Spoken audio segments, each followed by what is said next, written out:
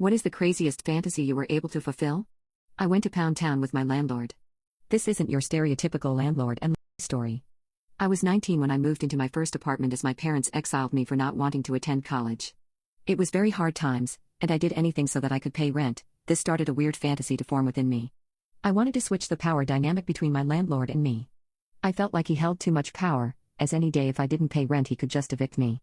This made me go into a frenzy to figure out how to make this 50-year-old man my bitch. I started by teasing him every time he would collect my rent, having one of my melons out, or see-through pants where he could see the outline of my female parts.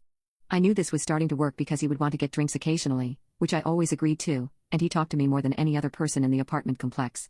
This situation became complicated when I found out that he had a wife and kids, but instead of making me back out, it made me desire to switch the power dynamic even more. The day finally came when I invited him inside while wearing a tiny skirt that barely covered my bubble butt. I sat him down on the couch, and I asked him if he just wanted to skip all the steps and go right into it.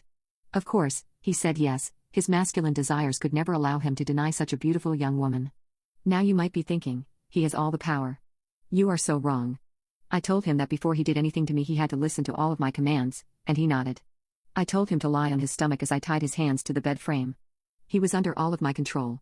I went and got my strap on, and before he could even say no, I was inside of his behind. Destroying all his dignity, taking away any bit of masculinity he had within him.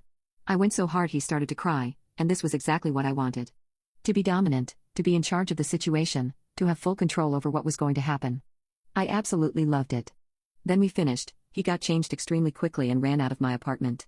The next day rolled around, and he asked for more. I knew he liked it, I knew he wanted to be my little bee.